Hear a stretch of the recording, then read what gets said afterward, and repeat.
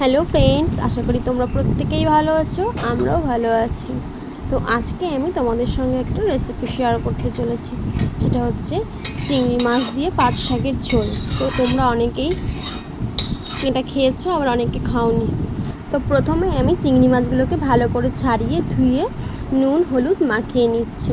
তো এটা করতে বেশি চিংড়ি মাছ লাগে না, অল্প চিংড়ি মাছ হলেই হয়ে যায়। তো আমি একটা কড়াই বসিয়ে কড়াইটা গরম করে তাতে সামান্য সর্ষের তেল দিলাম, দিয়ে এবার চিংড়ি মাছগুলোকে ভেজে নেব।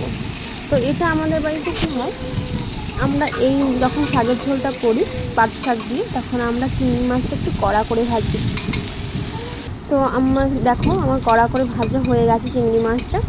তো এবারে আমি চিংড়ি মাছগুলোকে তুলে নেব। অনেকে হালকা ভাজা খাও, কিন্তু এইটার জন্য অন্য সময় হালকা খাই, কিন্তু এই যখন ঝোলটা করি তখন একটু কড়া ভাজা করি। তো এবারে ওই কড়াইতেই আমি জল দিয়ে দিলাম 1 মগ মতো। এখানে 8-10টা চিড়ে রাখা কাঁচা লঙ্কা দিলাম।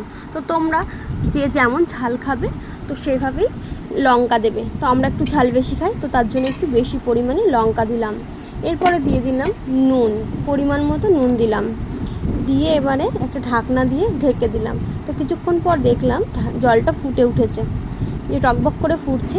পাট শাকের শীটটা ফেলে ভালো করে বেছে নিয়েছি, তারপর ভালো করে ধুয়ে রেখে দিয়েছিলাম। তো এখন সেই শাকটাই আমি এবার এই ফুটন্ত জলের মধ্যে দিয়ে দিলাম। তো এই পাট শাকের ঝোল করতে দেখো কোনো মশলা লাগে না, মশলা ছাড়াই খুব সিম্পল এবং সাধারণ, খুব ঝামেলাও নেই কোনো তেমন একটা। তো তোমরা যারা খেয়েছো তারা জানো যে কোনো ঝামেলা নেই তেমন একটা এটা রান্না করতে। তো তোমরা চটজলদি এটা রান্না করতেই পারো যদি ঘরে পাট শাক থাকে। তো দেখো শাকটা দেওয়ার পরে ঝোলটা ভালো বেশ ফুটে উঠেছে। আর এই শাকটা রান্নার পরে একটু কিন্তু লোদ লোদ টাইপের হয়, আর তোমরা জানো তো পাট শাক একটু লোদ লোদ টাইপের। তো অনেকে আবার ঘেন্না পেতে পারো, আবার অনেকের তো খুব প্রিয়।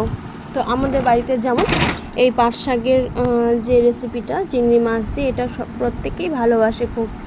তো তার জন্য আমি প্রায় এটা করি বাড়িতে। আর চিংড়ি মাছ থাকলে তো অবশ্যই করি, আর যখন চিংড়ি মাছ থাকে না তখন এমনি শুধু ঝোল করি চিংড়ি মাছ ছাড়াই। তো বন্ধুরা দেখো, আমার ক্যামেরা ধরার মতো কেউ নেই, তো আমি নিজেই একাই এক হাতে ক্যামেরা ধরি আর রান্না করি। তো আমি নিজেই একটা ফোনটা রেখে তো নামাচ্ছি। দেখো, তো আমার ঝোলটা ফুটে গেছে, তো আমি এখানে নামিয়ে নিলাম। দেখো কত সুন্দর সবুজ, আমি কিন্তু হলুদ ব্যবহার করিনি, তার জন্য দেখো শাকটা পুরো সবুজ হয়ে রয়েছে।